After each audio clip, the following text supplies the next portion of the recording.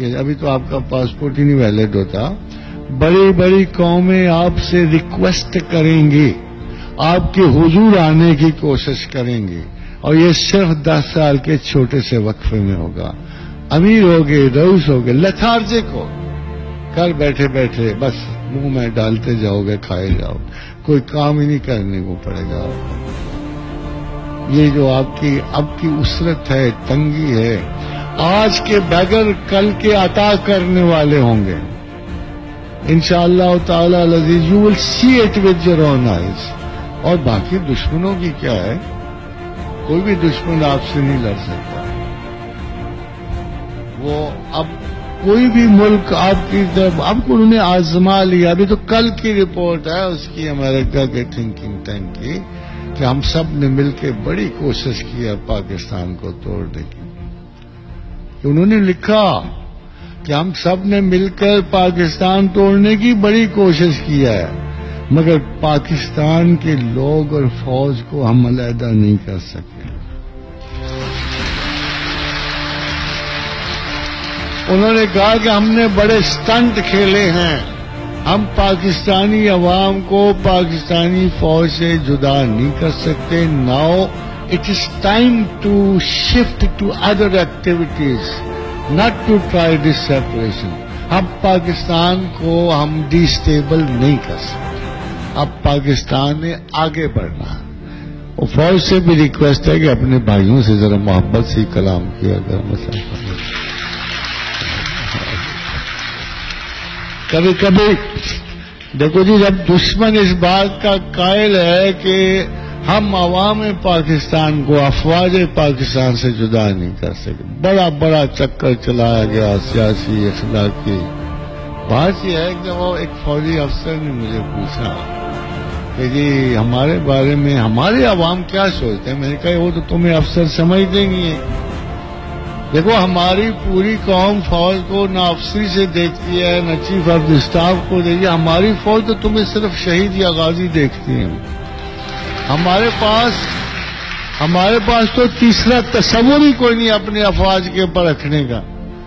اور آپ یقین کرو, آپ کتنے گپ اندھیرا ہو, کتنی تاریکیاں ہوں, کتنی خوف کی فضا ہو, اگر کوئی بچہ کھڑکی سے جھانک کے دیکھے نا ہمارا ایک فوجی کھڑا ہوا, ایسے لگتا ہے وہ بالکل اس کو پرواہ نہیں ہوتی. اتنا اعتماد دنیا کی کسی فوج پر, کسی عوام کو نہیں ہوتا. یہ ٹائم کیا ہے. تو پھر واٹ از دی ریزن؟ میں کہتا ہوں یار دونوں طرف سے اخلاق برتنا چاہیے. میں تو اس جنگ کو چھوٹی سی جنگ سمجھتا ہوں. میں تو سمجھتا ہوں کہ ایمانداروں کی جنگ بے ایمانوں سے ہو رہی ہے, کوئی بڑا پولیٹیکل فساد نہیں ہو رہا. میں تو اس کو بڑی جنگ ہی نہیں سمجھتا. یہ کسی پارٹی کے خلاف نہیں ہے. میں جانتا ہوں, میں تو اپنے دوستوں کو جانتا ہوں, میں اپنے چھوٹے بھائیوں کو جانتا ہوں, میں افواج پاکستان کو بڑی اچھی طرح جانتا ہوں.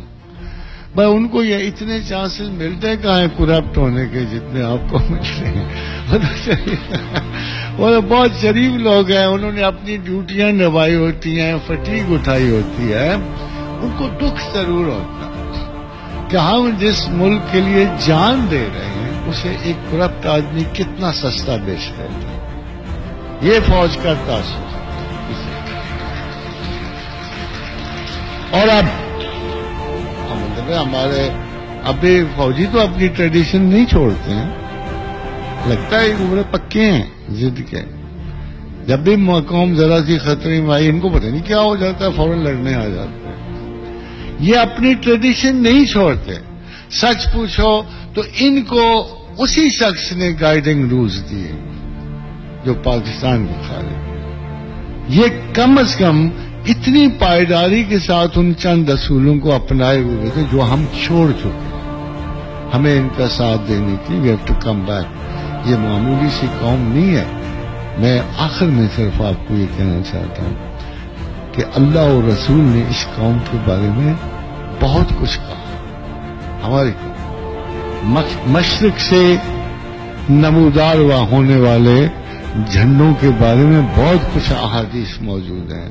حضرت نائم بن حماد نے حمادی میں اس قوم کے بارے میں کہا ہے، پاکستان کے بارے میں کہا ہے کہ اہل ہند کے مسلمان پہلے اہل کفر ہند کو شکست دیں گے اور ان کے امراء اور رؤساء کو گرفتار کریں گے، پھر شام میں مریم کے بیٹے کا ساتھ دیں گے۔ یہ ہے الحمدللہ، یہ ہے پاکستان کا کردار۔ اگر غور تھوڑی سی آپ کو اچھی لگتی ہے تو اس کی بھی وجہ یہ ہے، ہمارے وہ دن گئے، ہمارے فوجی اور ہم سب ان سے محبت کا باعث بھی یہی ہے کہ وی نو ایچ ادر، ہم ان کی انٹیگریٹی کے قائل ہیں، وہ ہماری حفاظت پہ کمر بستہ، ان کا عہد ہے۔ مگر بہت سارے لوگ ایسے ہیں جو ہمیں جستا جستا تقسیم کر کے، برباد کر کے، لڑا کے ہمیں اپنے ابتدائی عہد سے بیزار کر رہے ہیں جو ہم نے قائد اعظم کی مائیت میں کیا تھا۔ یہ اجماع امت ہے۔ پاکستان پولیٹیکل